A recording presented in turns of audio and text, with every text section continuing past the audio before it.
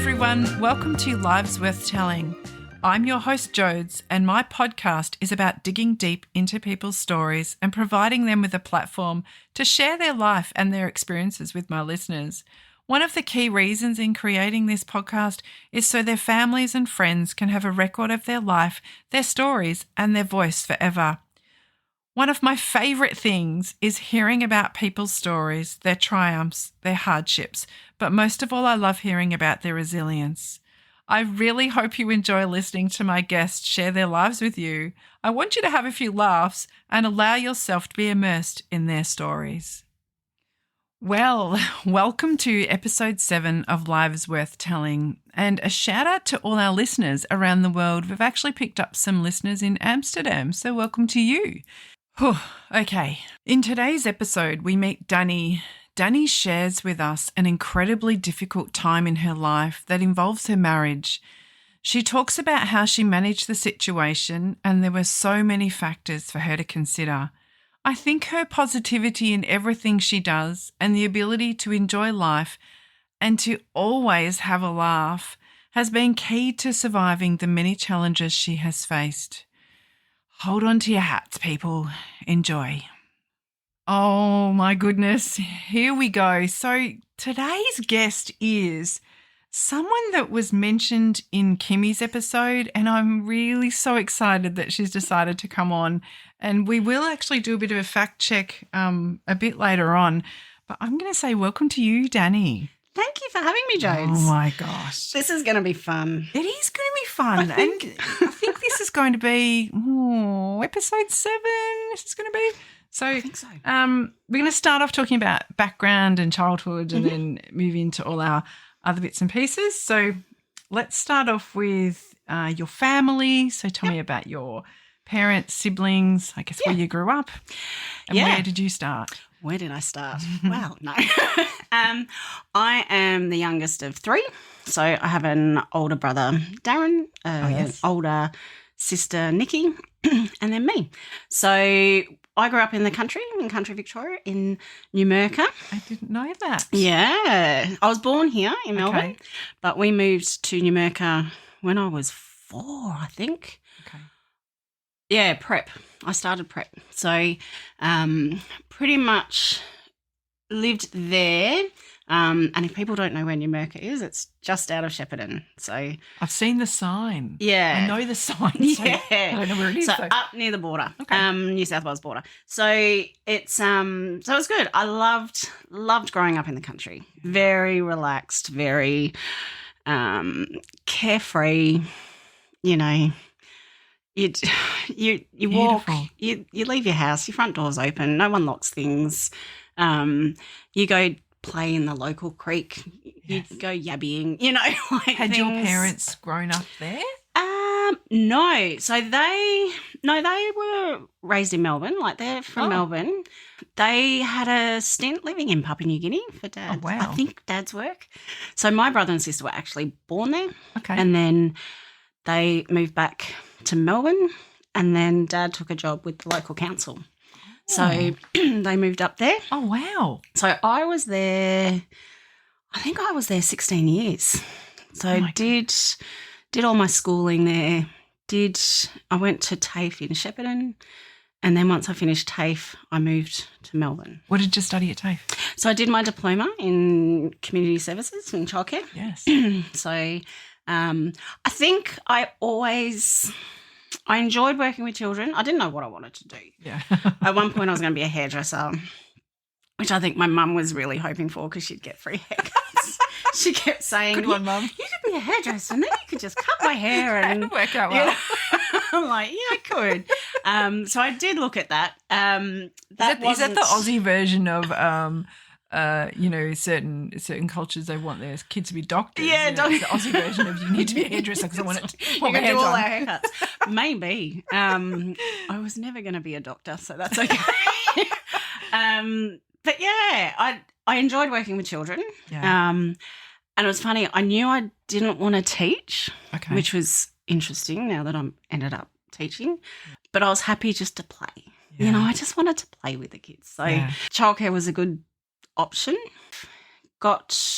once I finished TAFE, I moved down to Melbourne, got a job in Melbourne at a childcare centre. So you moved out of your family home then? I did. So, and that's what you did there. Like growing up in the country, most people moved out after year 12. Yeah. They were 18, 17, 18. They'd move out. They'd go down to Melbourne or Sydney or Brisbane, wherever, to go to uni. In terms of not many options back home? Well, there's no unis up there. No. Like the TAFE in Shepparton's probably the big one. It may have changed. Yeah. I haven't been back there for a while. But no uni options. You very much had to then go to the city. Okay. So people generally moved out. If they're going to uni, they moved out at 18. Okay. So I lasted a couple of extra years before moving out. And then, came So did down. you move back then after you moved out to... Did I go back home? Yeah. I've never moved back home. No. I don't think So you were in Melbourne to stay? I was. I moved to Melbourne and I moved in with my sister. Well, first of all, I moved in with my best friend from high school and her brother and cousin. Spent, I think, about a year there. My sister was travelling overseas, so once she came back, we moved in together with some friends. Where did you live in Melbourne then? I was in Balwyn to start with. Very nice. Yeah, we were with my friend. We were in Balwyn. Beautiful. And then with my sister, we were Forest Hill. Okay.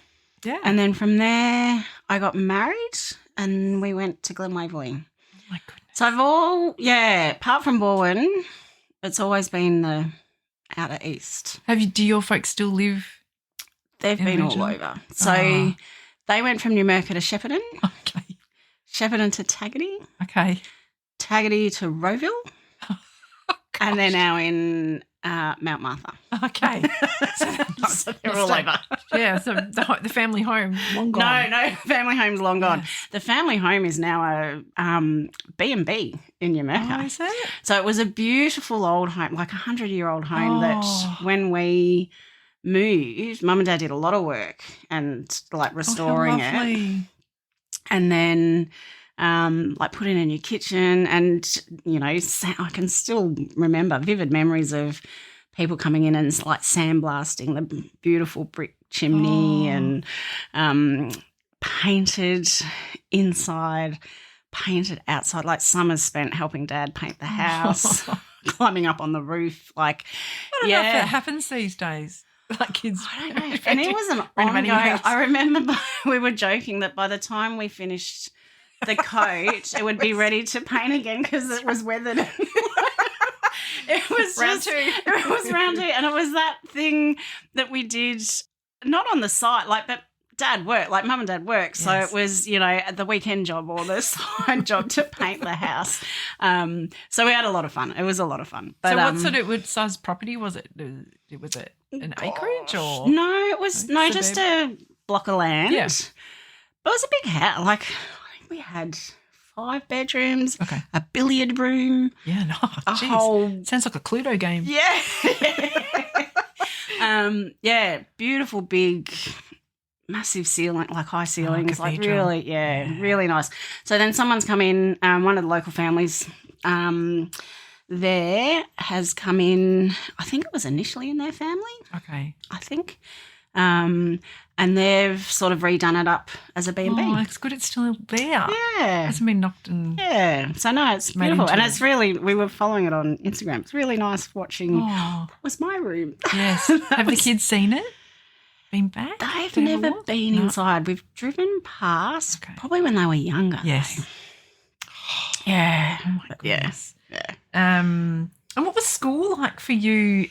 Like regional, primary school, high school? So Numurkah primary and Numurkah secondary.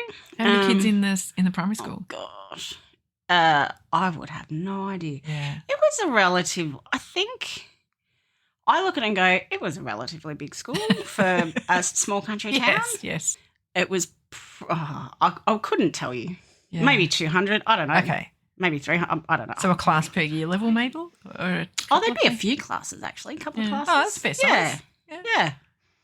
The high school, again, was big. It was the school that lots of the little neighbouring farming community So there was different little farming communities that had their own primary schools, but they would come to Numurkah High or Nathalia. There was a Catholic school, or they would then go to Shep. Yes. So the high school was a bit bigger. Yeah. So how far is Numurkah from Shepparton? About half hour. Oh, okay. Yeah. Not far. Yeah. Not far. Yeah. So did most people finish high school, then become farming, or then just move out of the town? Yeah. No, some have stayed around. I guess getting, I don't know, some stay in the farm, like stay on the farms and do that. Some will get jobs in retail. Okay. Some go down to Shep, like sort of all over, whatever they can find, or they move away. Yeah. Why did your parents decide to move? So you were there for such a long time. Yeah. All of your life, I guess. I think once we all moved away, they went to Shep. They were going to church in Shep. Possibly was a lot easier. Okay. That little bit closer. Okay. For us to come and visit. I'm assuming. Yeah. Dad took I think he left the council and ran his own little gardening business. Okay. So I don't think there was anything keeping them in Numurkah. Fair enough. They then went, and Taggart, they went in with my sister to try and set up a retreat. My sister's a palliative care nurse, so they got a property up in Taggart, and my sister was running a retreat. She would hear from families that as much as they enjoyed respite, they would spend the whole weekend worrying about their family member who was sick that they were getting respite from. So they set it up that they could come with a family member who was sick with them.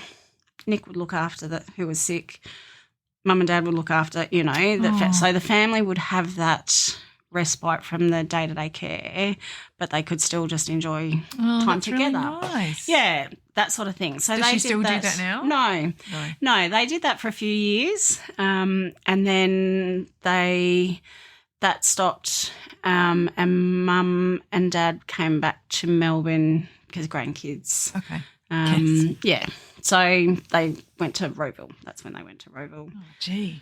And then I think Mum's always wanted to retire over water, she said. So I ended up, once they went down the beach. Yeah. Wow. Yeah. Gosh, they've really moved around. Yeah, they did. Yeah. Especially for someone that's from, I say, regional Victoria or have lived there and then usually that's where they'll stay. Yeah. It was funny and we always joke, we were there 16, 17 years, but we were never locals because we weren't born there. Yeah.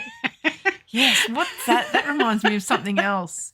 Someone else I was talking to talked about that they were never treated the same because they weren't born there. I can't think what it was. I think it might have been a different country, maybe. Yeah, it's funny. Like, we joke about it. Yes. But, so I think they just followed family. Yeah. Yeah. What did your brother end up doing? So your sister's a palliative care? Yeah. So he did nuclear medicine.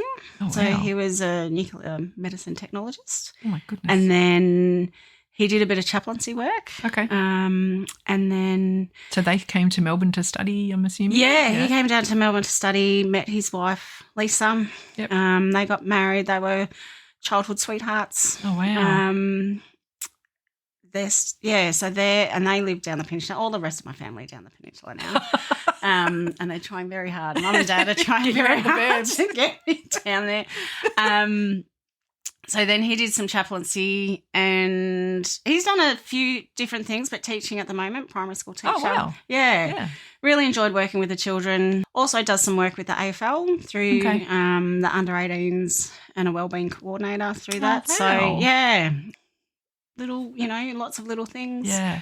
Nick she's at the moment, she heads up a community care program with her church, so Bayview Care. Okay. Which I never know how to explain it. They do like social enterprise. Okay. I think so. Setting up different things to get people in. So there's one for young people to get them enrolled and help them with employment. They've set up a cleaning company to give women sort of fleeing violence, something they can do. They've got a bounce back program that they teach, general normal skills to people that are starting out again. So that's a very... And she does that down Peninsula. I'm sorry, Nikki, if I did not explain that well. I never know how to explain it. Lots of good stuff, though. Yeah, that's amazing. Down on the peninsula. So making a difference. Yeah. That's really good. Yeah. That's really good. Yeah. What shall we move on to now? Any outings or holidays that you used to have outside of home as a youngster? Every September holidays, we would go up to Scott's Head, up northern New South Wales. Yes, I've Loved heard it. of that. Yeah, loved it. So vivid memories of the trip up. Felt like it took 5 days. I was going to say, how many hours drive that? We would leave at 1 a.m. They'd time it that we would leave sort of in the middle of the night, and we had a big van, like a Mitsubishi van, so we'd just lay the seats down so we would just sleep. Mum and Dad would drive. I can remember, you're driving along the freeway and you're sort of staring and you see the crossover because they didn't want to stop the car because they didn't want to wake us up. So they'd literally, Dad would be driving and Mum's trying to get in to take him. So Dad's got the wheel as Mum squishes over. I know that feeling. You don't want to wake the kids. Do not wake the kids. Under no circumstances. There's fun, the little memories of that. But we'd just drive all the way through the night. And we would meet a family from Sydney, so friends from Sydney, the Halls. Oh. Shout out to the Hall family. Lots of fun. Camping? Lots of good memories. Oh. Just beach, camping, fun. They had awesome. 4 boys. We'd ride around the town, When did you stop going there? When you moved out or? Ooh, I don't know. I actually can't remember. Maybe when... we were all kind of hitting mid-teens. Maybe when Tony and Darren, the oldest, sort of started to leave home, kids started to leave home, maybe. Oh. Yeah, I don't know. I actually can't remember when we stopped. That sounds good. But yeah. I have heard of that. I know. Yeah. No, it's beautiful. It was awesome. Back in the good old days where, you'd slap the good old coconut oil on and you'd fry. There was no sun smart. Light sizzle. Oh, my goodness. I think we might move on to family life as an adult. So, are you or have you ever been married? I have been married. You have been married, yes. I have been married. Was married in 97. 97? December 97. Was it really? Yes. Oh, wow. I was married for 23 years. Yes. Yeah. He came out as gay when we were 22 years married. Okay. Yeah. So just recently? 5 years ago. Oh. Yeah. How, what? Hang on. Take a break. I'm having a drink of water. So 2019, so very happily married. 22 years. 2019, and that's his story, but came to a realisation that he was gay. So we spent, and that was August 2019. We spent the next few months trying to work through. He kind of spiralled into a bit of a mental health episode, just Danni. struggling, not that he was gay, but because he would hurt me, he would hurt the family, the impact of what it meant. So we spent a few months trying to convince him just to go to the doctors, get to a place where he was well enough to then sort through it. So he was just like, we need to see counselling. And I'm like, you just need to figure out you first and then we will go. I started to see a counsellor as well March 2020. That is so huge. Yeah, big. Yeah, really big. For you to, I'm just trying to think of some. Yeah. to process that information. Yeah. Really big. We always joked that he had a healthy appreciation for males. We always joked, I don't know, like if you watch Friends, I think it was Friends, you got your top 5 hall passes. Yes. 4 of his 5 were always male. Okay. His 5th one was pretty much Jodie Foster. Oh, well. So we always joke, he loves Kate Bush. He loves Justin Timberlake. Like we were joking, it's just like it's all there. Were you sort of thinking, should I have seen this coming? No. No. I wasn't surprised. Okay. Okay. There were times through our marriage that I'd just go, how are you not gay? Yeah, okay. But that was, in terms of what you would look just at stereotypical. as typical, like he I can say this because he has said it before. Okay. He would say he's vain. Okay. And in a good way. Like he likes to look nice, dress nice, just that healthy appreciation for them. Like the fact that he, he'd always go on about Brad Pitt and, he's always had these celebrity crushes that were men. There were just things that I would go, how are you not gay? So were you expecting it? No. No. Because then you go, you didn't want to be right, not. maybe. Well, no, it was just, of course you're not gay. Like, yeah. We're married. We're happily married. Yeah. We don't have issues. Like,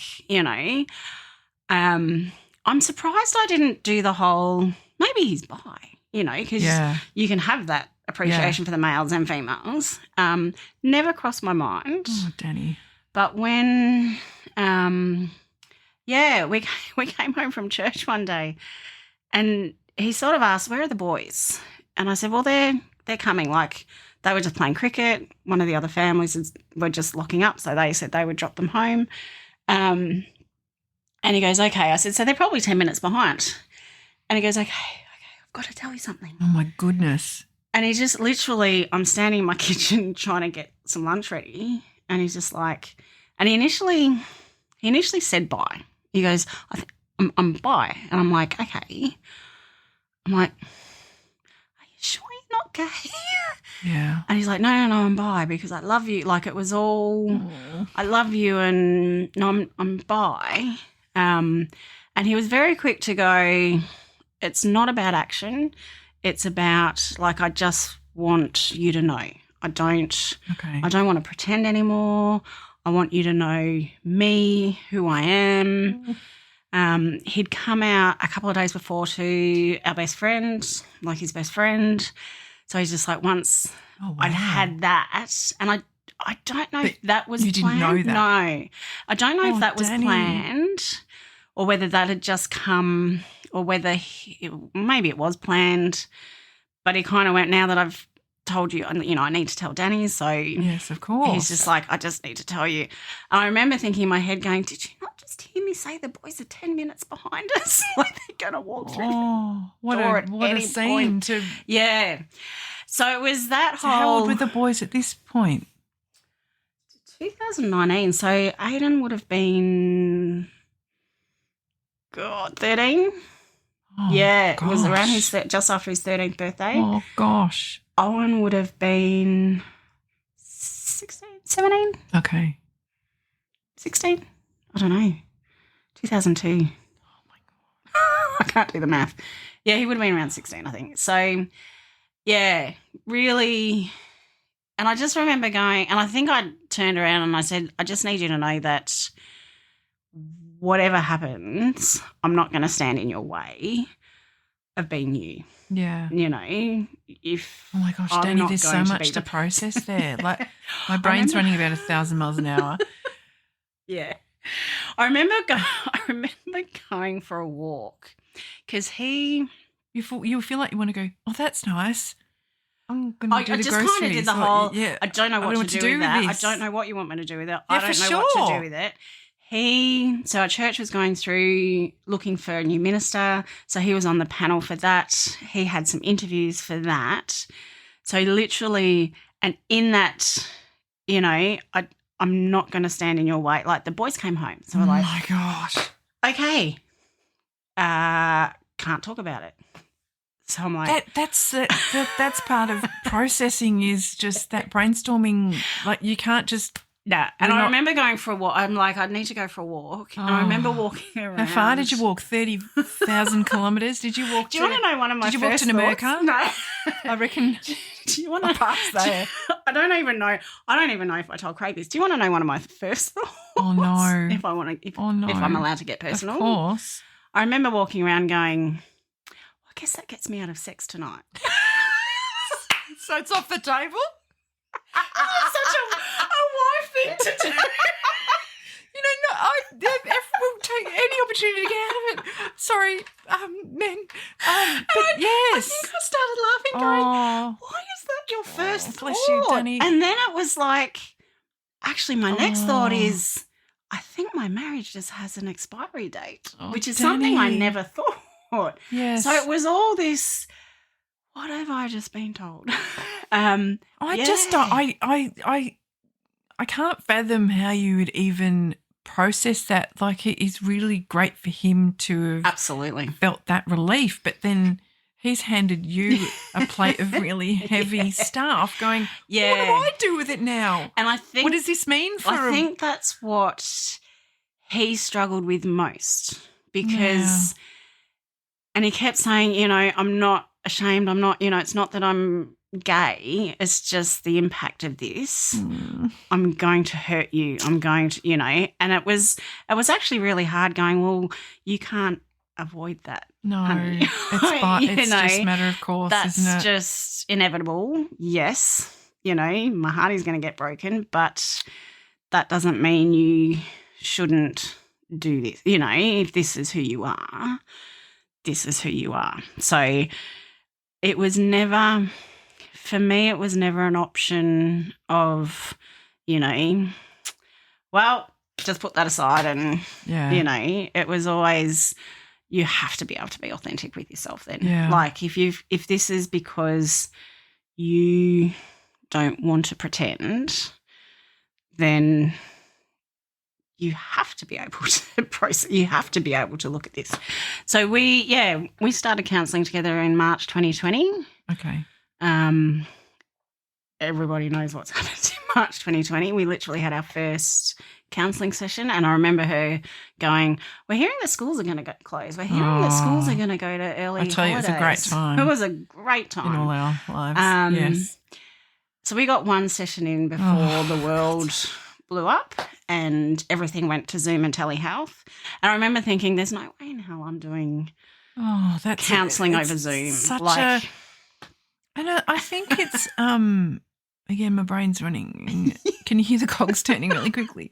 But that's something that is probably not a standard way of navigating something like that, or it's not something that is that common, or that you would have heard other people that are going through, whatever it might be, affairs or more. So this is kind of uncharted territory. Yeah. How does I have heard of other people. So we didn't tell anyone for a while. We didn't tell family for a while. We told the minister at our church we were both close to. We told another couple that we were close to, and so we had that support. And obviously our best friends who he'd come out to, they knew. Okay. So we had, from memory, 3 different avenues of support. Okay. But outside of that, no one knew. So I didn't say anything at work. We didn't say anything to family. We didn't tell the kids. You have to process it internally before you can know where you're at yourself. We didn't want everyone, which would have been in good faith. Yeah. But everyone's opinion of what we should be doing. Yeah, that's right. And we kind of needed to know exactly where we were and what was happening before we told the kids. Okay. So we kept it to ourselves. We just had that couple, very few people that knew. And that was day-to-day life just still continues. And being, a director of a kindergarten, he literally told me the Sunday, and the next week I was doing staff appraisals with my staff all week. So that compartmentalised it like it was my world is crashing here, but I've got to front up and tell you what you're doing in your job and how you need to improve. And, I think by Friday I was done with the staff appraisals. I was meant to do lunch cover. I remember ringing one of the girls going, are you around today? Can you just do lunch covers for me? I'm not well. And she goes, are you sure? Are you okay? Are you okay? I said, going real well. I'm okay. Yeah. I said, something's come up, and I said, actually, something's come up. I just need to deal with it. That's all I'm going to say. And she's like, okay, no worries. And I drove into the city where our friends lived and just like, oh, Danni. Yeah, it was a lot. I look back and go, it was a lot. But when you're in it, you just do what you have to do to keep going, So he started seeing a counsellor who was really good for him. Okay. And he is an expert in LGBTQIA stuff, so was really good in helping him process all that. To navigate. Why wasn't he bi? Because he was married and in love with me. Why was he gay? So figuring all that out. And he's gay as a parade. Okay. In a good way. He's, but yeah, so then I started seeing a counsellor just to help. Once he was in that space where he was good, just to help me starting to process stuff. And that was when, so it was around December, that's when we sort of started to formulate a plan, because it was very much him. Like he was like, this is me, and he kind of had that control of, we're not going to tell people, don't tell people, don't talk, It's his information. It's his thing. Yeah. And that was hard because part of me was like, it's kind of happening to me too. Yeah, absolutely it is. But I get that it's your thing. Yeah. So I think in that frame of mind, I'm like, yeah, no worries, whatever you want. But the next people we tell needs to be the kids. Like we've got to get to a point of telling the kids. So what time frame from when he told you to when it was? That was August. In a bubble, yeah, August. Okay. December. Oh my goodness. Yeah. A few months. Yeah, how many months is that? yeah. So you're walking around with this. Yeah. We went on holidays to Central with the friends that knew and two other couples that didn't. Like it was just, there was so much pretending, which is really ironic.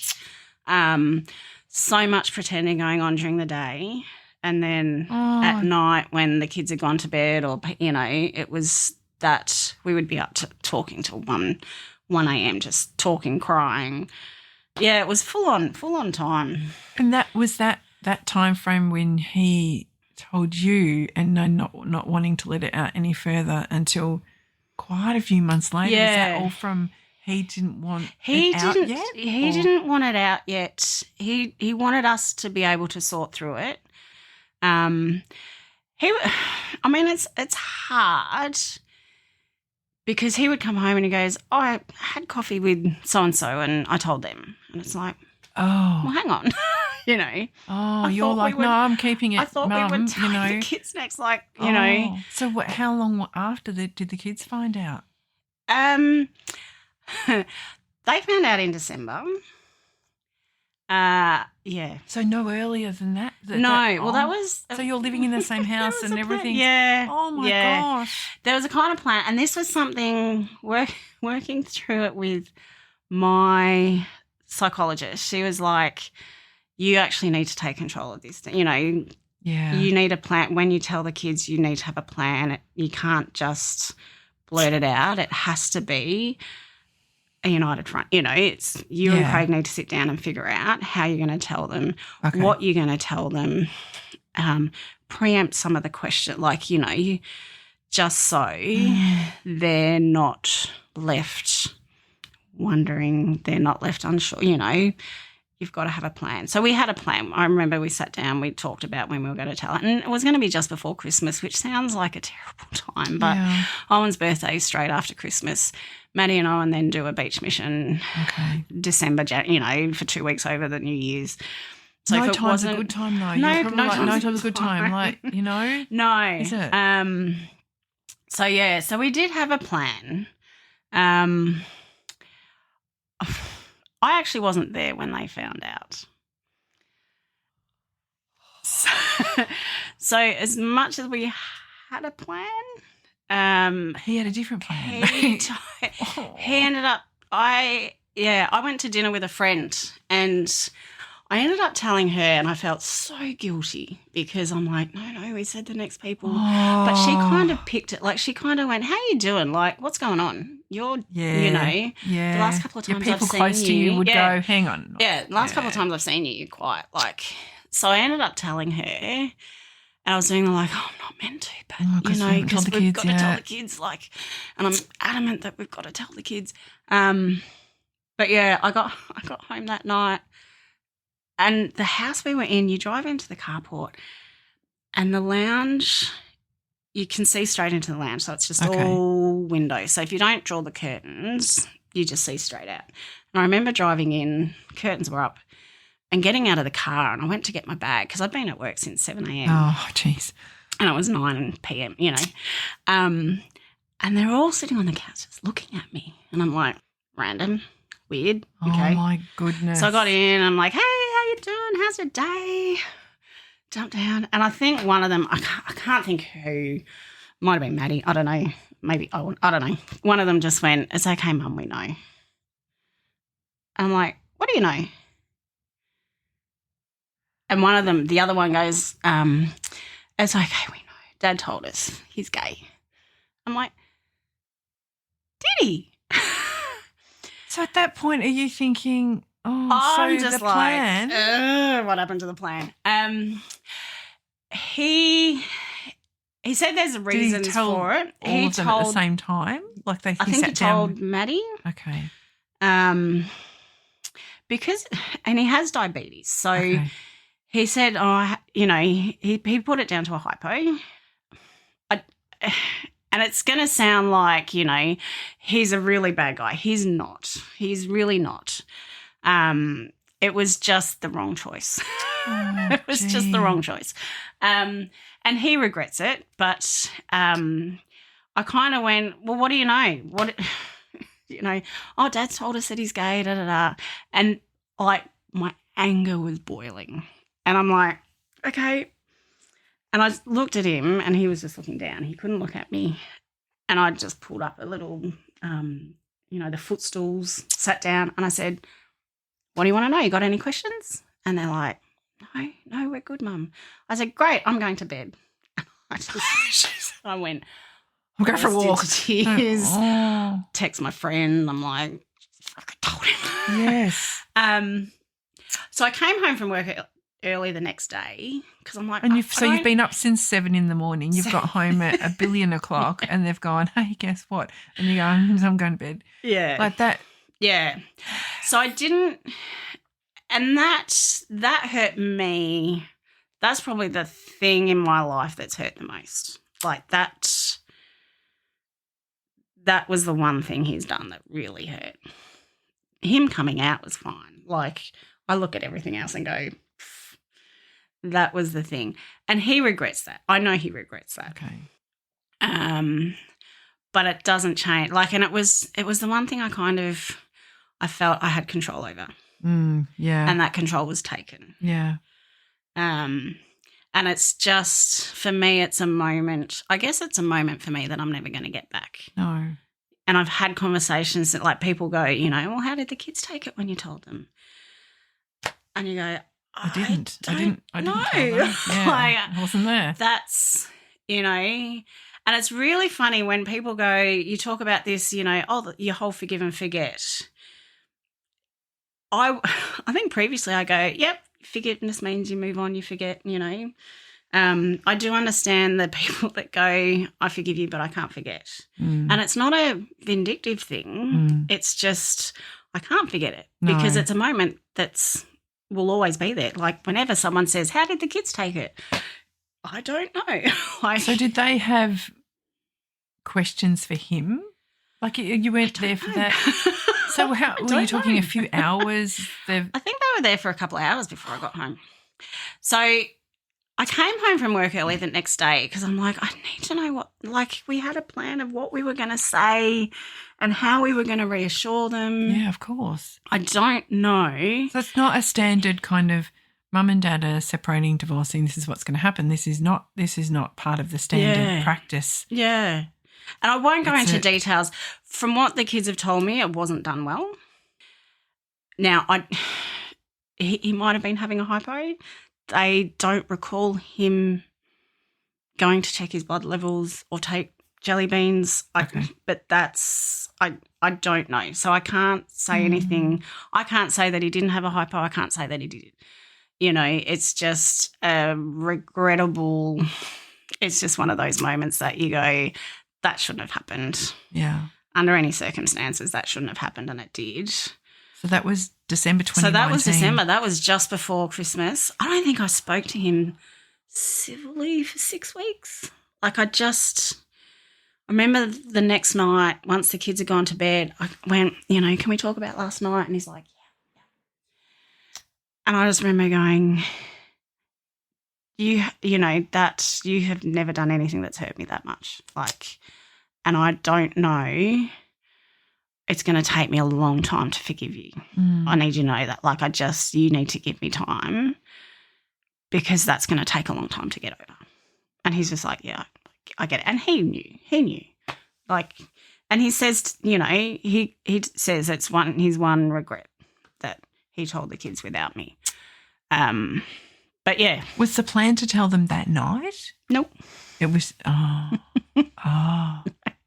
So he's if that was the plan, I wouldn't have gone to dinner. No. Like, yeah, fair enough. And I won't go into details. Like that's neither here nor there. But yeah. How have they coped since? They've been brilliant. Yeah, good on them. They've been brilliant. He's their dad. Yeah, and they love him. Yeah. And you know, he's still their dad. You know, so they have been brilliant the whole way through. So that was December. We didn't tell. I think because of lockdown, I mean, COVID hit, we went into lockdown. We say lockdown, COVID and lockdown probably killed a lot of marriages. For that moment, it probably saved ours because it was just us and it actually gave us the privacy. Yeah. You didn't have to see anyone. We didn't have to see anyone. True. We didn't have to pretend. We true. didn't have to put on a face. Yeah. And we had time to talk. So it actually gave us time to talk through a lot of things. And we were planning, our first thing was to plan, how do we move forward, you know, together? What now? We're going to move forward together. So we need to figure out, this is what we both want. Because he was still kind of doing the whole, it's not, I don't want to act on it. It's just, you know, I just need you to know. And it was through all that talking. I remember one night just going, we were driving home from somewhere and I'm like, You've done all the hard work of coming out. Wouldn't it make you sad if you never got to kiss a guy? Yeah. You know, you've done all this groundwork and hard work of coming out. You don't want to pretend. But wouldn't it make you sad if you stayed in a heterosexual marriage and you never got to kiss a guy? Yeah, that's not where he belongs. And he's just like, well, yes, but it would make me sadder to lose you and the kids. Oh. And I'm like, yeah, but he's so torn. Yeah. Like, so it was then that whole, you know, this isn't what you want, No, you know. No. And you could see that. But he isn't. Yeah, that turmoil. So then it was, we started up counselling again. I think it was, might have been August, September. It was back on Zoom because he sort of started to shut down a bit because we were doing really well talking and then he just wasn't. And so I'm like, all right, we need to go back to the counsellor. And that was good. And it was through working through that. It was probably around February the next year that we kind of realised, you know what, the fairest thing for you is if we don't stay married. Yeah. Like, set him free. You know, staying married, that's not fair on you. That's not fair on me. Yeah. That's, you know, we're both living lives then that are not authentic for us. No. That whole stay together for the kids, nah. No, you know, in that that's regard, not going to help the kids. No. So we do laugh. We went out for dinner, and I think the table next to us, they were on their first date, and we were laughing. Oh, my gosh. They're on their first date, and we're talking about separating, like an ending a marriage. Like, it was bizarre. It was really bizarre. But it was good. It was, I think once we sort of, I remember just going, what are we doing and why are we doing it? And he's just like, I'm so glad you said that. You know, this is what I'm feeling. And I'm like, this is what I'm feeling. So let's just call it. Yeah. So he moved out May, right on the start of another lockdown. One of them in 21. I think it was the end of May. It was meant to be 2 weeks, and that was the one that ended up 4 months as well. Okay. Yeah. So he moved out May 21. I don't think he's ever been happier. And the kids see that. Like, the kids are real. And when we told the kids that we were separating, and we did do that together. Okay.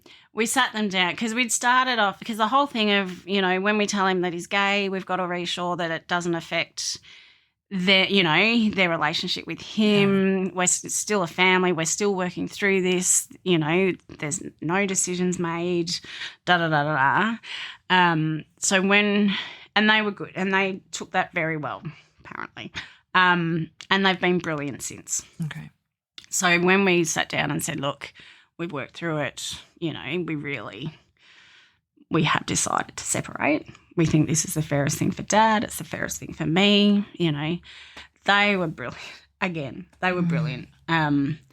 Maddie, I think, thanked us for doing it really well. For, you know, you've told us, and then you've tried, and we can see that you've tried, and now you're telling us it, like, it's just little bit by little bit, and it's given us a chance to just process each thing as it's come, rather than just, so, you know, thank you. Tears are coming. Oh.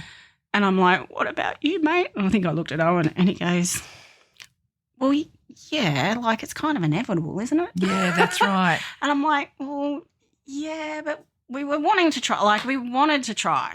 I'd heard of people that had managed to do it. I don't know how they do. No. I don't know how people stay together. Yeah. But because from that day, everything changed. Everything changed. So it was, yeah. Aidan said he was fine, like, and they've been really good. You know, and we're still close. We still get along really well. We're still close. Once a week, every Monday, we have dinner as a family. Oh, that's good. Yeah. That's so good. There's days where I just go, it would be easier if one of us cheated. Or, like, for me, it would be easier if he cheated and I had someone to hate. Yeah. And that's been the hardest thing sometimes, is I'm so angry and I'm so sad and I'm so hurt and I'm grieving, but I can't even hate you. You know, like, I can't. Because he's a nice person. He's a nice person, and he deserves to live the life that's authentic to him. So Maddie, you know, we were out with a friend and they were asking Maddie, you know, how are you going with it? And she's like, great. You know, Mum and Dad never been happier. Yeah. You know, I've never seen Mum and Dad happier, and which made me sad. Oh. But I'm like, but I think it's true, you know. Yeah. And he is a totally different person. He is living his best life, his authentic best life. So I can see he's happier. Yeah, and that's you know, you go, well, that's all I can ask for, you know. Has it been something that he's battled with all his life, or it was something that was just that? No, it was a realisation.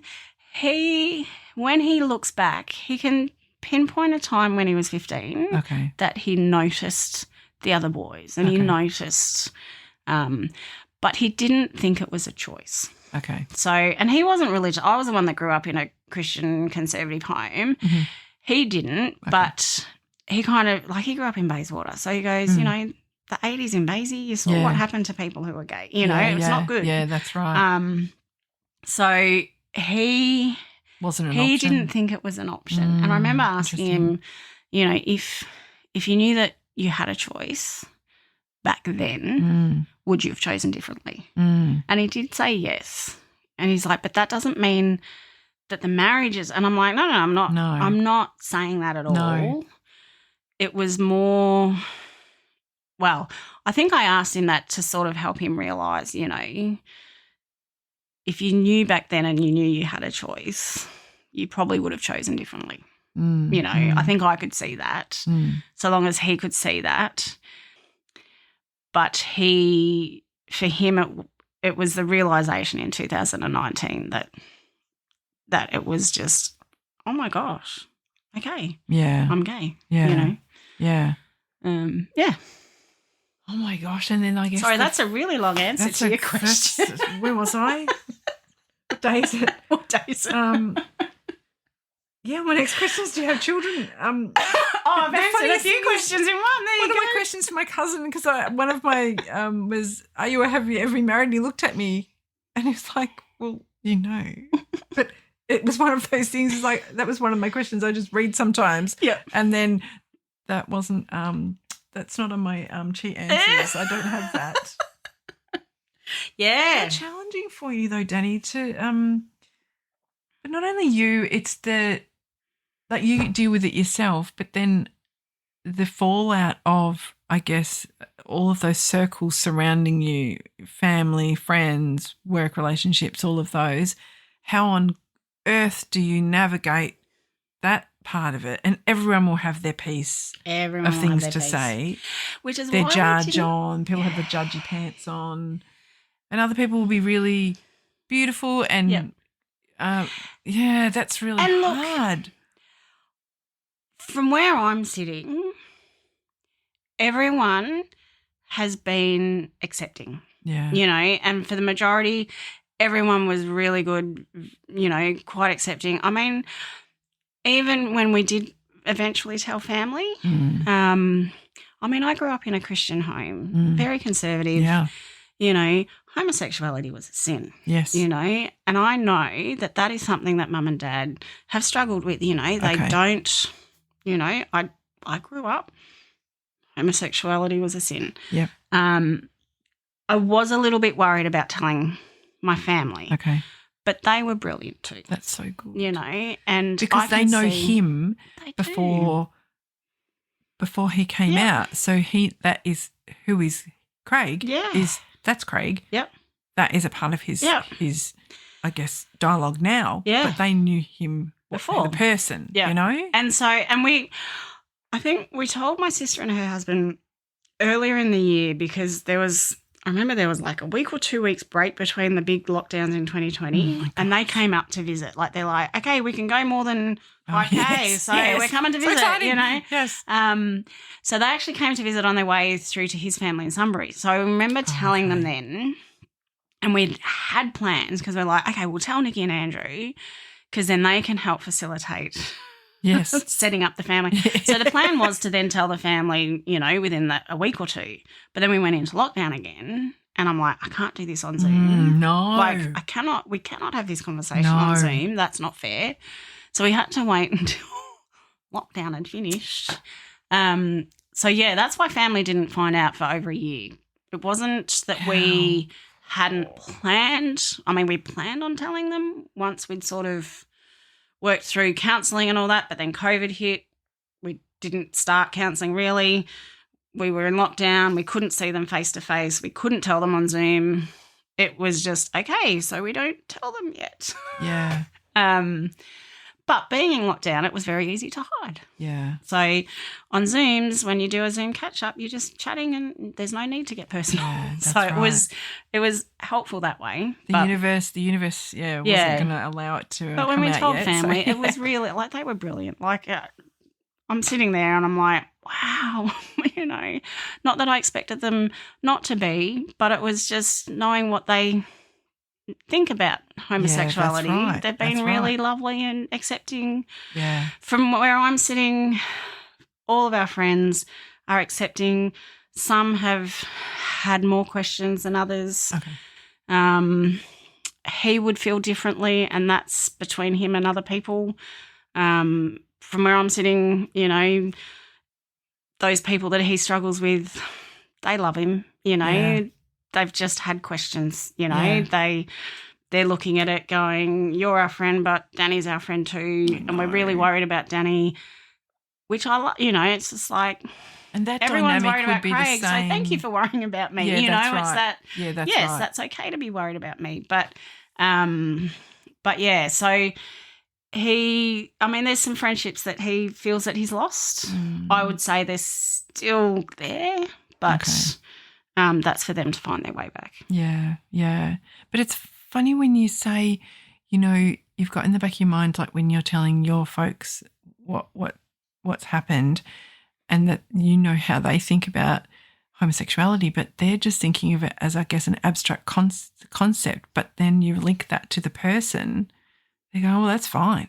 But the abstract concept where they haven't got anything, it's a concept then if they don't know anyone or close to someone, it makes it a little bit different because they go, oh, it's great, that's okay. And it was really lovely because I think I found out through my sister that, and I was watching Dad because he doesn't often say a lot. Okay. So I was, not that I was worried, but, I was kind of watching. What's he thinking? Yeah. Yes. And they were lovely. Like they were just asking him questions and asking me questions and really supportive as, will we support you both and da-da-da-da-da. And I found out, I think it was through my sister, she goes, and I was saying to her, I said, I was really proud of Mum and Dad, like really proud of Mum and Dad. And she's like, yeah. I said, she goes, they struggle, just so you know, they're struggling with, they love Craig and that's, if that's him, but he's also hurt their daughter. Of course. And so they had that, we're watching our daughter, it's a heartbreak. So we don't like you for doing that, but we do like you because we love you, your son-in-law, so they've, and all of the family, we don't have a lot to do with, he doesn't have a lot to do with my family. We agreed to create a distance initially. I think that was me trying to protect myself, going, well, you're going to get out there and date, because he told me that. He was going to get straight out there and date. And I was kind of doing the whole, because he's like, you can still come to birthdays and you can still come to Christmas. And I had his mum going, still come to Christmas. Whereas I was going, well, that's fine for this year. But what happens when next year he's got a partner and, then it's the partner that should be there, and the partner should be there, and I'm just out. So I'm in this year, but I'm just so I kind of did the whole, we just need to make a break and step back from each other's family, like let each other have their own family things. Yeah. And which I think has been really good for confusion. You still turn up to think, if I'm turning up to his family stuff, he's turning up to my family stuff. There's still that, are you married? Are you not? And we're finding that a little bit with friends. Yeah. Like we, even because we've got the same friendship. So, yes. We'd have a get together and Craig would like, do you want me to pick you up? I'm like, yeah, sure. Or I'll come and pick you up. And so we had some friends just go, it's just really confusing seeing you arrive together, but you're not together and we don't know, So we kind of tried to create that space. So I feel like I'm in a space now where you go, I catch up with his mother-in-law when I remember to call her. I'm really sorry, Jude. I haven't seen his brother and sister-in-law for a while, and I miss them. I'd love to catch up with them. I'm starting to go, I think we can start to get that back, I think we've had enough distance. We've, because a part of your life for how many? They 20, were. 23, They were. Yeah. 23? And he's got family in Sydney who I would love to catch up with, I made the decision. His sister got married and I'm like, I would love to go. And I was invited and I would love to go. But that pull of, we said we'd not do, it's like, what do you do? So I would love to catch up with them. It's that's been a real journey for me to go, well, I think when I thought you separate, you just go, well, that's that part of my identity done. Yeah. But it's not. No. No, it's not. His family is still part of my identity. Absolutely. My family will still be part of his identity. Because there's nothing, like you said, there's nothing or there's no affair, there's no ill feeling except for the marriage is finished. But it's kind of a little bit different in that way because you're not looking at his family as that was the cheater's family or anything like that. You know, there's no reason for it. Yeah, they're still connected to you through him, but gosh, Danny, that's just so challenging. Yeah. So it's been a big 5 years. And I'm still feeling the cycle. Like, and I was talking to my sister for another reason, you know, about grief and, you know, it just hits. You never know when it hits. I still have those moments, you know. I mean, even a couple of weeks ago I was sitting watching the TV. I can't even remember what but I was really teary. And I'm like, I don't know what is with me. But, you know, and when I thought of it, I'm like, well, the boys are at Craig's this weekend. I'm on my own, you know, it's just like, this sucks, you know. I mean, I love having time on my own. Yes. But, you know, I still have those moments because it's petered out. I remember after he told me we'd just moved to Ringwood, but the boys were still going to Mount Waverley. Okay. We were seeing out the year before we moved schools. So I would drive them, because I work in Glen Iris, I'd drive them, drop them at school and keep going on to work. Mm-hmm. And I remember, I reckon it was for a good couple of months, I'd hold it together in the car, we'd chat, we'd get there, I'd pull up and go, see ya, have a great day, get out of the car, just get out of the car. Cry all the way to... Literally the minute they shut the door, they'd wave and I'd drive off and the tears would come. Like I would just, I can let it out. Like, and so I'd cry all the way to work, but then no one knew at work, so I'd have to sit in the car and I think I put some concealer in my bag, so I'd sit in the car and like, yep, okay. Right, good to go. Okay, I'm good. Oh my gosh. You know? And it's funny, Taylor Swift's I Can Do It With a Broken Heart. I'm like, that's me. That's what I did. Like, you just put on your smile and, you know, you just carry on with a broken heart and you keep functioning it through it all. So, the grief was huge at the start. And I think that's why I was like, no, I have to protect myself. Like, I have to make this separation. But as you move through it, you just go, no, that's still part of my identity. His family is still part of my identity. Anyway. Things going on in my head now. Changing directions. Yeah. Hang on. Sorry. I'll just pick that up. I thought you knew. I knew you moved house. And I think I knew you guys weren't together anymore. Okay.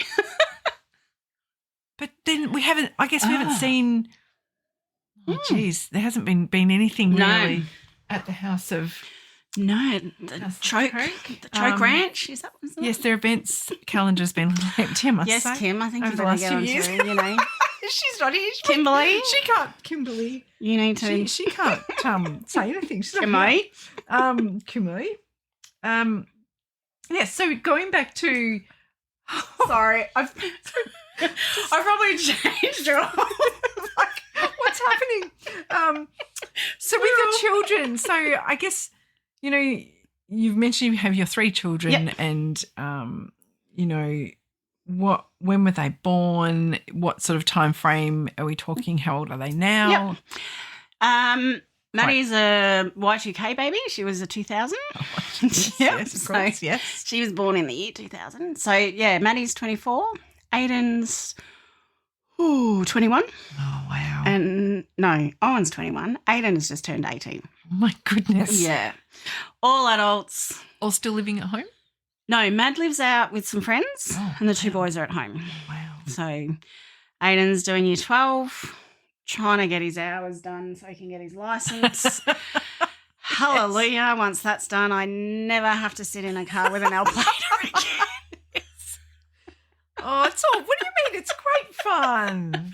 It's fine now. It's good for the nerves. It's good for the heart. It's fine now. Oh, my goodness. I'm going to go back a couple of steps. So even though your marriage has ended, it's still a significant time in your life. Absolutely. How did you and Craig meet? At church, kind of through my brother. Okay. He was a friend of my brother's, and they knew from church. So Craig, didn't grow up in a church Christian family, but one of his mates became a Christian, and so through that he sort of started going to church with him and became a Christian that way. Okay. And so then he went into ministry. So he was the youth pastor, maybe a youth leader, and my brother was at the church. Oh, okay. So they were good friends. He then went to Sydney to do some mission training. And I heard all about this. I mean, this is a funny story too. Yes. I heard a lot about this Craig. Like, you know, Craig's great. Craig's awesome. Craig, you know, he leads the Bible study and, you know, he knows stuff. And, like, I heard a lot about Craig. And then I moved down to Melbourne, so I started going to the church, and everyone loved Craig. Okay. So I heard a lot about this person. Yeah, everybody loves Craig. And, yeah, we keep saying that. Everybody loves Craig.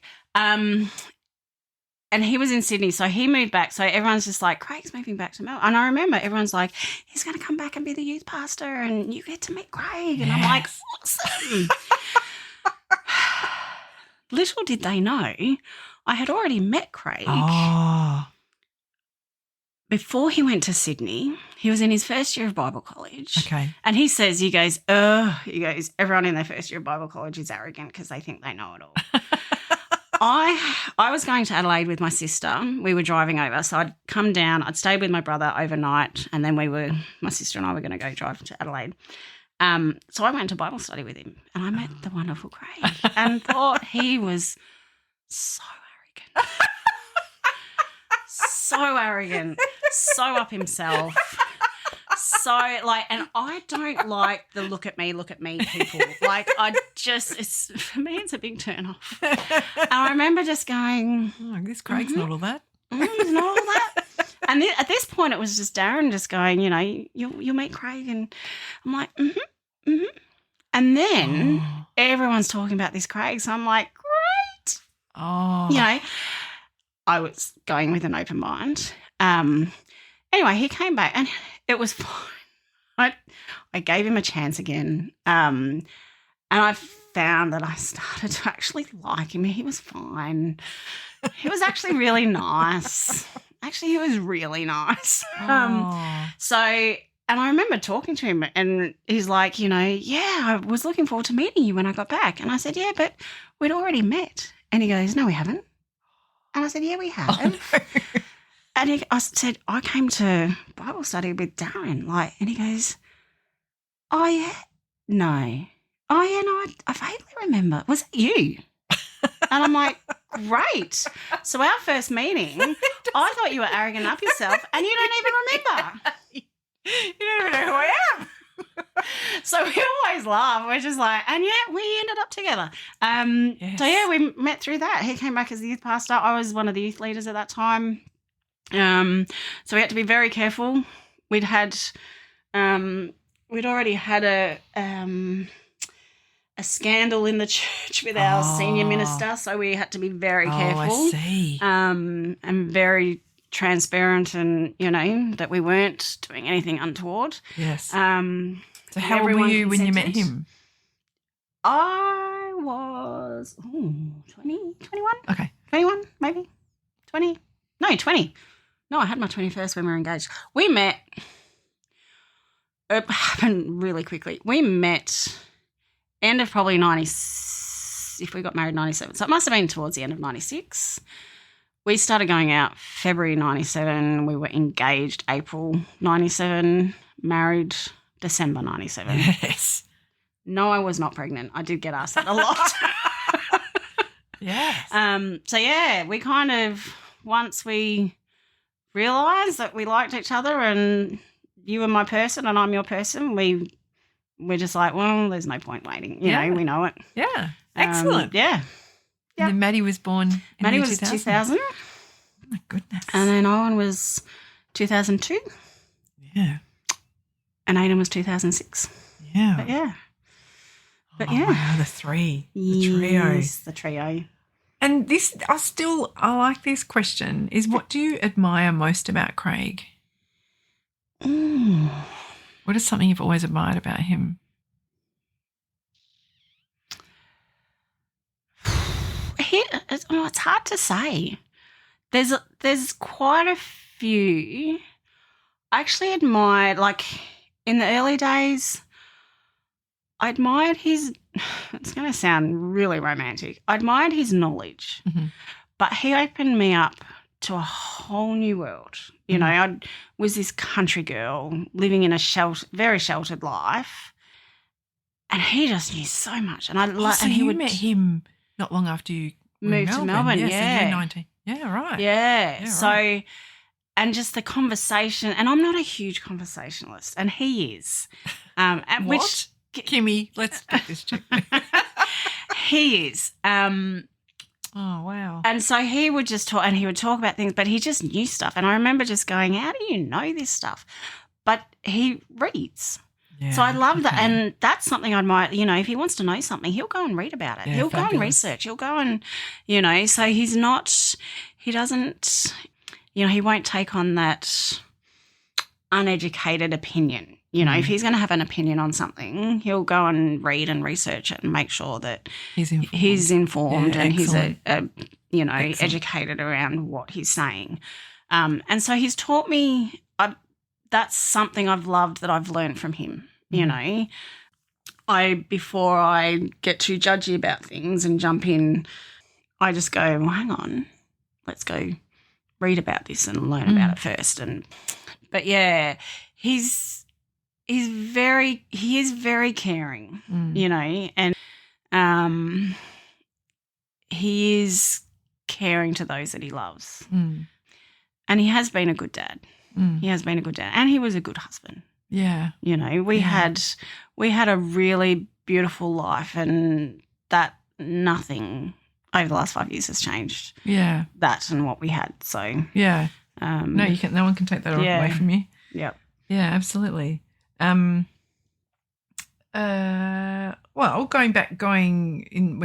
moving into work and profession, what was your first job?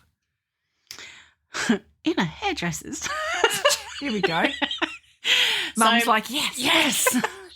My first casual job, like when I was 15, I went to one of the local hairdressers because it was, you know, this is what I wanted to do. Let's give it a go. And it was, I think it was called Reaper's Hairdressing. Okay. I think that's what it was. In Numurkah, I worked mainly with one girl, and she was actually quite horrible. Oh. She was quite nasty, and I didn't enjoy it. I found out through someone else, like a friend who went there for a haircut, that she was just like, no, we love Danni. You know, we wish we could offer an apprenticeship, but we can't, you know. And I was like, nope, I wouldn't do it. Like, so then I went to the local supermarket across the road. Yes. When they had jobs come up. I'm like, I'm out. I'm going there. So then I was a little checkout chick. But when I moved to Melbourne, like my first big job was after I did TAFE. I came down I was running the babies room at a Sweetland childcare centre in Box Hill. Yeah. Oh, yeah. Box Hill, yeah. So that was through a friend whose sister owned it and ran it. So I came and worked there for a year until she sold it.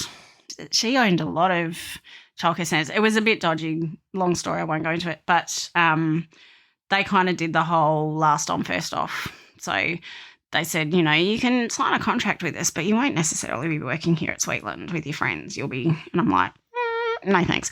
I was living with my friend at that time, and her brother was an accountant. So I actually came and showed him the contract, and he was just like, I wouldn't touch it, Daddy. Yeah. They could be sending you across the other side of the city at the drop of a hat, you know.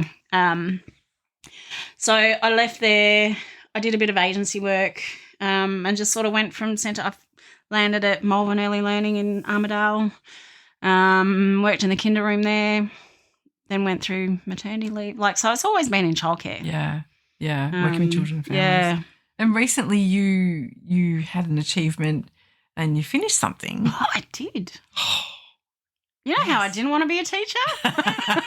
Whoopsie. I have just, it's taken me 10 years, but I've just finished my undergrad Bachelor of Education in Early Childhood Teaching. Good. Yeah. So good. So I think working in childcare, I was just like, maybe I do want to teach. Maybe this is good. But I wouldn't have been ready for uni back 18. Yeah. Like I just wasn't. Yeah. I wouldn't have put in the effort. I wouldn't have, so yeah. That's I got really to good. a point. Such a good feeling to finish. Yeah. And It's been really good. What did you want to be when you grew up? Was it the hairdresser. Like I think I was really always the hairdresser. Yeah. Or an air stewardess. Like it's that, didn't every girl want to be a air hostess? There weren't many jobs around back then to choose Not a lot from. of options for females. No. Thankfully, the world has changed a bit. Absolutely has. Yeah. I wouldn't have, I did have that, it'd be fun to be an air hostess because then you get to go and travel and, yeah. But yeah, no, I think for quite a while I was going to be hairdressing until I worked in that hairdressing and someone was not nice to me and I'm like, I'm not having a bar of that. Your mum might go, there's still hope. I know. No. She can finish another qualification. I have a beautiful hairdresser and I see the day she has and I'm like, sometimes I'm like, oh my gosh, give me kids any day. Yes. Yeah. They're on their feet all day. They're amazing to do it. Yeah, on their feet all day. Oh, amazing. That's a good one. I like that one. So now we'll chat now about your passions and interests. So what drives you? What's your passions and interests? So thinking about music, concerts, TV shows, I do know a little bit about your musicals, yes. I love my musical theatre. There is no musical you haven't seen. Yeah, I do love my musical theatre. First concert? What's your first concert that you went to? Good question. I think it would have been a Christian concert. Oh, like Michael W. Smith? It could have been a Michael W. Smith. That's probably the extent of my knowledge there. No, there's another one. I've got the name on the top of my head. Maybe a Kenny Marks. Okay. There was another one. There was a few Christian concerts. Early on in our relationship, I reckon the secular one, not the church ones. Craig and we saw Savage Garden. Oh, yes. So, and I walked down the aisle. A friend of ours sang Truly Madly Deeply. Oh. So we loved Savage Garden. So we went and saw them. I think I was pregnant. But we also saw Billy Joel and Elton John when they came. So that was they were my first couple of big forays into the big concerts. But I've seen Coldplay. Oh, yeah. Katy Perry, Pink. Yes. Taylor when she came out when she was a little wee teenager. Oh. Didn't get to see her this year. Who did? I sat there for 3 days. My daughter did. I'm so wrapped. They've spent half their life. It was like, so long as my daughter got there, I was happy. But Ed Sheeran, went to Ed Sheeran. Oh, yeah. He was amazing. Everyone, after COVID, we're on there, everyone's list. So I do like my music. I do love my musical theatre and my family will be sitting there going, there's one person you haven't mentioned yet.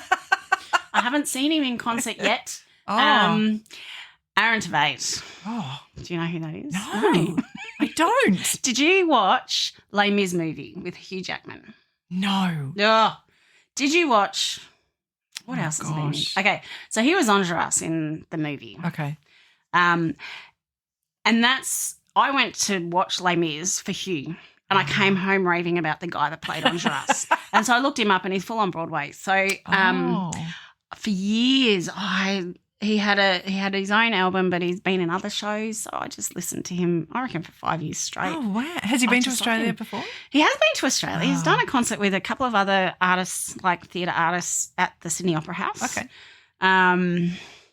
But my big thing is, so in 3.5 weeks' time, I am off to the States for long service leave for a month. Oh, yep. Wow. I have tickets to 3 Broadway shows. One of them is Moulin Rouge, where Aaron Tveit is playing Christian. Oh, how exciting. So he's the original. Oh, how exciting. So when Moulin Rouge opened on Broadway, he was the original Christian and I was planning this trip to America in 2020 with a friend and we were going to go to New York and then, of course, the world blew up. So I've sat here, watched him do the show, leave the show. He came back. He left. He did another show the start of this year, and I kept saying to Maddie, you just wait, he's just timing it, he'll come back just when I'm there. And she's like, dream on, Mum. I remember I was waiting to pick up Aiden from a party. I had to go and get him at 1 a.m. So I'm midnight, I'm on my phone, and it came up that, you know, Aaron Gervaits are returning to Moulin Rouge for 3 months only, like 12 weeks only, starting July. And I've just got, like, I won't because the microphone, but I've just screamed, and I'm like, and I've messaged my daughter at midnight just going, you're not going to believe this. You're not going to believe this. Oh, my God. And she's so exciting. Yeah. So I will get to see him in person. So you're heading over with the friend that you'd planned to go over with? Within 2020. So she lives over there. Okay. So she, and that was part of she was actually in the very early days. I spoke to her and she knew, and Craig knew that, but she was actually one that I could safely talk to because she was over in... Whereabouts? What state is she in? They're in Texas. Yeah. Nice. They were in Cali, but they're in Texas. So she was just like, Danny, just come over. Like, just come over. We'll look after you. Like, just, you know. So I'm like, yeah, okay, but we've got to, you know, there's never a good time in the kindergarten. Yeah, you know, for sure. I've got to pick a time where, it's not enrollments and it's not, 3, 4, registrations and it's not, yes. Never. You just never. So I kind of went, it's never a good time. Let's just go October, which is a really bad time. But so, yeah, I was going to go over then and we never got there. So I think last year or the year before we started talking. So then it was just like, just let me finish my course. Like, let me get my studies done. Yes. So this is when I'm due to finish. So let me do that and then I'll come over. I'll take long service leave. It'll be a big thing. Fabulous. So we're doing a bit of everything. But so that's your celebration really to finish I know. degree. And I graduate in absentia, but I graduate the day I fly out. Oh. So I won't be at my graduation, but it was that whole this is my big celebrate graduation. Now. You're saying something about that now? This is going to be my big trip to celebrate, finishing uni and but I reckon I'll be graduating in August. And then the thing came going, you're due to graduate in August. So then I was like, well, depending on the day, am I going to get there? And then it's like Friday the 23rd and I'm like, I'll be on how a exciting. Yeah, I'm so you're flying, where are you straight to? Go through Sydney and to LA. Yeah. Down to San Diego. We'll do a girls' weekend. Oh, how exciting, Danny. That's amazing. Yeah. I'll catch up with a friend down there, a couple of friends, and do a weekend. Oh, how exciting. Yeah. That sounds like the best trip. Yeah, it's going to be so good. I was going to say, I guess what I'm picking up now is your friendships and how valuable they are to you. I guess they really would have come to the forefront when everything happened for you. Yeah. And they became really valuable, and those people that I guess the ones that were going to really be there for you, and then maybe the ones on the outer too may not have known what to say or do, and it's uncharted territory again. Yeah. And it really was like, as you say, we had those few that knew, but those that didn't know at the time, they were really important too because they actually provided normality. So, yeah, true. And if I was to say to anyone, if you didn't know initially, it doesn't mean anything on our friendship. It was just actually you provided that normality for us, and for me, that was, if I was in a conversation with you, I wasn't talking about what was going on in my life. That was you're living and breathing a moment where I could actually put that aside and just have normality. So that was, and I had a lot of friends like that that were really important through that time just to provide that normality until we were in a better space to then go, hey, yeah, that's this right. is what's been going on. Yeah. And mostly, since then they've all been brilliant still. So it's been really good. It's almost like you've known these questions in advance. Can you share a significant turning point, a moment of realisation in your life? Well, there is one thing I can think of. That's such a huge thing. Has there been anything else? A moment of realisation? So. No, that's got to be it. That takes the cake. That's a big thing. Yeah, absolutely. But the moment of realisation through it all is probably, I have probably found out that I'm stronger than I thought. Yeah. And I had a lot of people tell me early on, like, oh, my God, Danni, you're so, you're amazing. You're so strong. Like, you've been so strong. And I'm like, I don't need to hear that right now. Like, I don't feel strong. I don't, but when you get through it and you step back and you're not in it, I can look back and go, hell yeah, Yeah. I'm stronger than I think. And I can massive thing. survive on my own. You know, that was the other big thing. It's just like I met Craig when I was 19. Like, I haven't really been an adult on my own. Yeah. What's life going to be like on my own? I'm loving being on my own. That's good. Loving it. That's really good. Yeah. What an amazing trip you've got ahead of you. I know. Well. I'm so excited. Oh, my gosh. I've got a little segment called Curious Corner. Oh, yeah. So I wonder if this one's going to be like a fact check. Can you recall a time where you just couldn't stop laughing? Does this involve Kimberly? It was Kim. And it was funny. She just comes up. When I was listening to Kim's, and I think even Myrna's, and I'm like, oh, how, when you listen to things and you go, oh, if I was asked that question, how would I answer it? That's right. And I was sitting there just going, it would be the card nights with Kim and Brett. And as I'm thinking that, Kim's just like, yeah, it'd be the card nights with the Browns. And I'm like, yes, because they literally were hilarious. Yes. Like, we would be in hysterics. We couldn't breathe at times. Like, we would just, and then we would be throwing insults at each other. And, I think one day, one night, we were so in the game, and Hayley and Maddie and the kids came out, and I turned around. Literally, I wish I had a photo. Hayley was full on Elphaba. So she was green in this witch's hat, dressed up. Maddie had a clown face on. And I'm like, it was one of those moments of like, oh my gosh, how long have we not been supervising these kids? Who are they? Where did you get the green makeup? What? I've got so many questions right now. But that just made us like it was just little things, and we would, just compose ourselves. And then Kim left this out. Oh. Kim would throw in a little snort as she breathed in. She does. She's the queen of snort. So that would just set us off again. So that's the fact check I've got that's here. That's the fact check. She said, we laughed and da-da-da, but her snorting was the reason we were. So Kimmy and the alcohol, sometimes. I have it on here. Kimmy and alcohol. And you said the magic word. Oh. Gin. I did. I can't think what we were talking about, but yes. And she said, how did you know? Have you been speaking to Brett? I don't know. Everyone seems to be having gin except me. I don't drink. Anyway, yes. Kimmy and alcohol. I tried to get onto gin. It did not go well. Yeah. Oh, gosh. So, no, those moments, like literal tears. I've got another friend, Sherry, who we get to that point as well. But, yeah, the card nights with Kim and Brett were probably the most I've laughed. Oh, so good. Yeah. So good. I have another one. If you could have any superpower for a day, what would it be? Oh, I thought I knew this. What would it be? Somehow,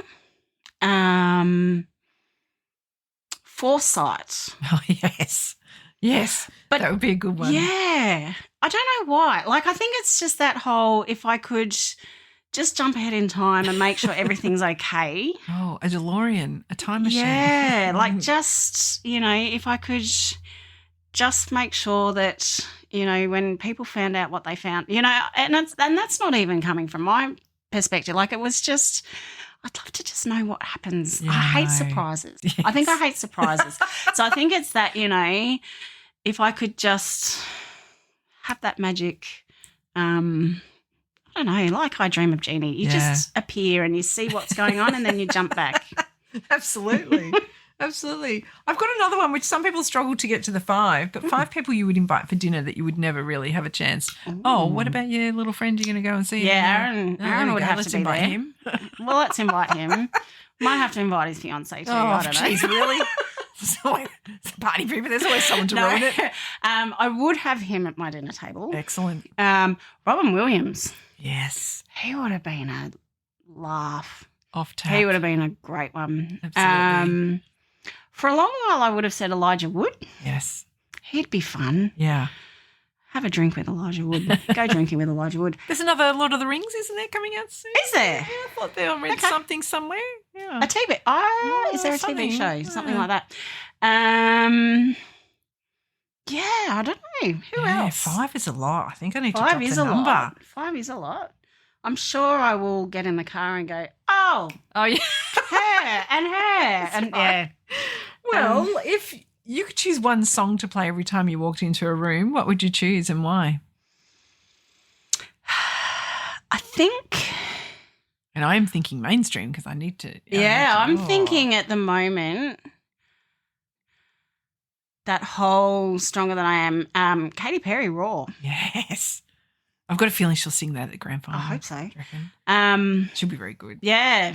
I just feel like, now my studies are finished and, I'm kind of on top of things at work maybe, and I've moved through that, I've got through the last 5 years and I'm moving into a next, I feel like I'm just like, yeah, come on. Yes. You're going to hear LG, me roar. Life's Yeah, good. life's good. Life's good. Signature dish to cook? I would have to say, well, like a pasta carbonara. Yes. Any that sort of thing. Yeah. Or I've got a friend, Paul, who would say my white chocolate and raspberry cheesecake. Oh, very nice. So it doesn't have to be a It dinner. doesn't have to be dinner, but I do my pasta, a carbonara pasta or cream-based pasta would be my go-to. Beautiful. But, yeah, I do Excellent. a good Excellent. cheesecake. Oh, thinking about your favourite fictional character, if you could swap lives with them for a day, who would it be? I have no idea. Yeah, some people haven't been able to grab that one. Fictional character. I don't know. Yeah. I don't know. I reckon part of me, I think the child in me would be Punky Brewster. Yeah. Just that. It's a little move, I right? don't care what I look like and I'm just going to wear, just Punky be out Brewster. there and, just have that confidence of, being unique. Yes. I wish I had that confidence. Yeah. Even now, I still need that, I just kind of go, ooh, that's just being unique. Just have the confidence to be unique. Another one that I'm really curious about because I injure myself all the time, daily, weekly, and sometimes seriously, sometimes not. What's your worst injury that you've ever had? I've actually never broken a bone. Oh, God, another one. I've never What's broken it a like? bone. I know. I would say my worst injury, what have I done? There's been a couple. Kindergarten, I fell off.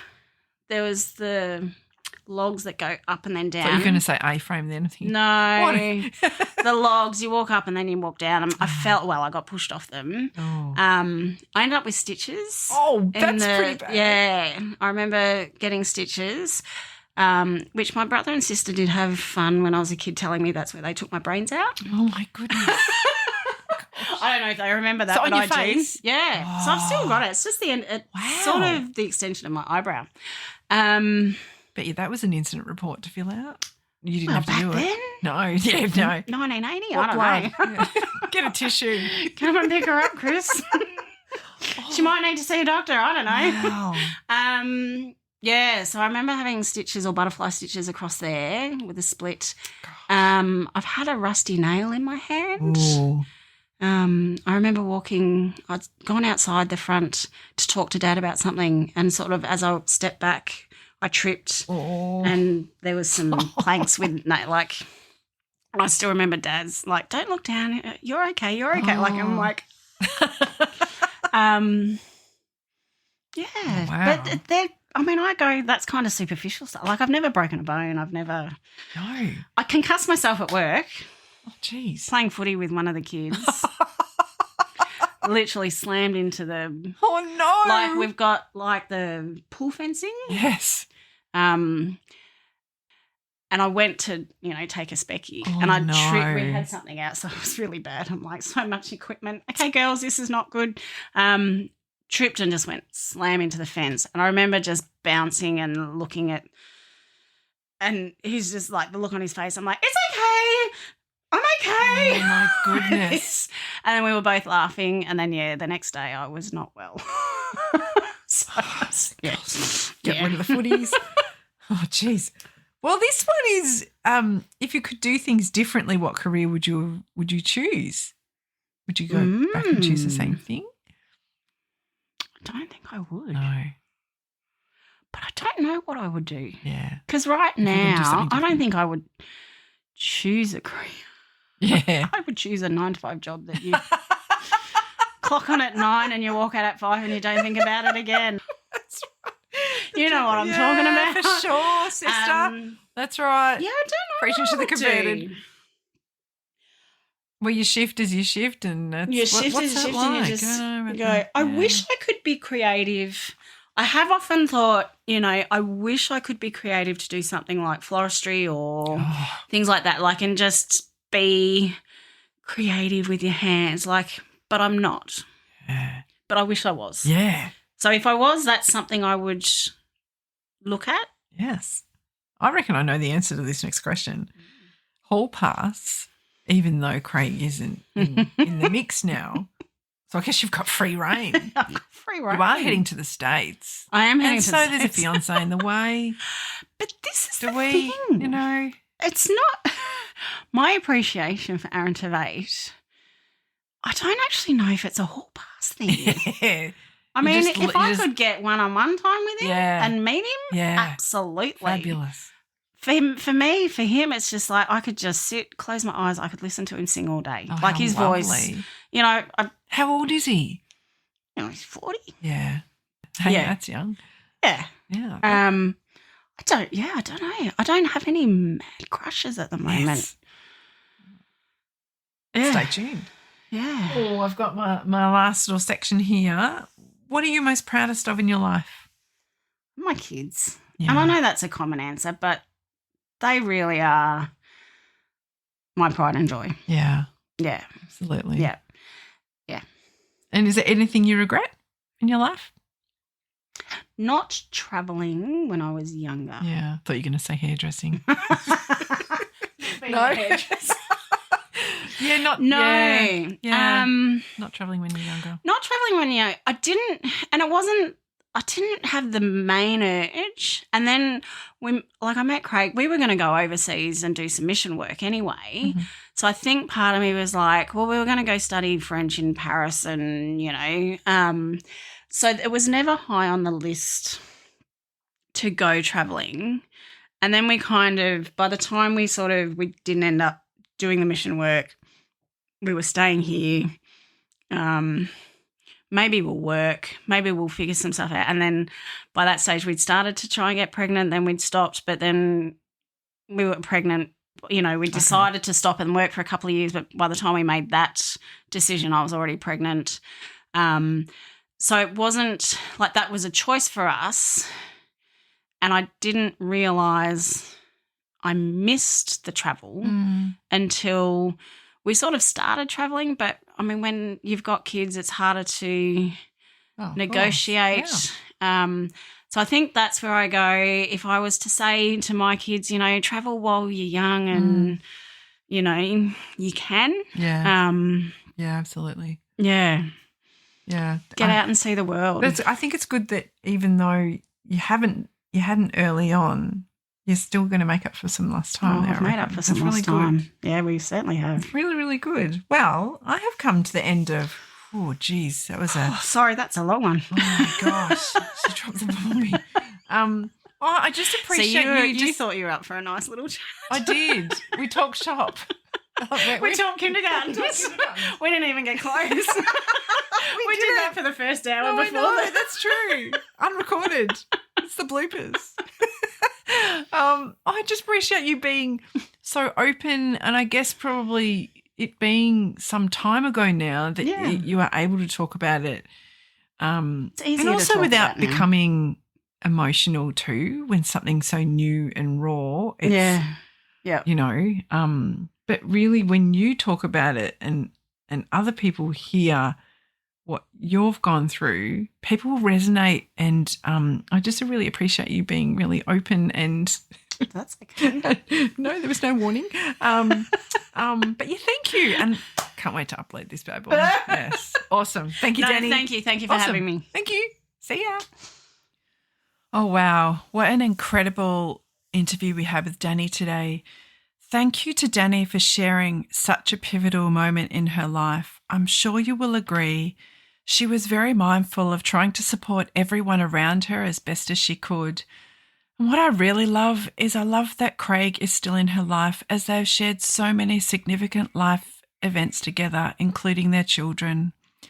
Danni, what an incredible few years you have had, including finishing your degree. My listeners and I wish you all the best on your amazing holiday coming up. And also, let's give a shout out to Aaron Tveit. If Danni could have a few moments of your time, that would be great. Tune in to our next episode where we get to hear more lives worth telling. Don't forget to check out and follow us on your socials. And if you love what you hear, please rate and review us on your favourite podcast app. Of course, if you have any questions, you can get in touch with us through the Facebook page or Instagram. If you or a friend or a family member would like to come on the show, please don't hesitate to get in contact with us. And if you want to grab yourself some merch, jump onto Redbubble to check out our products. Thanks for listening to Lives Worth Telling. See you next time.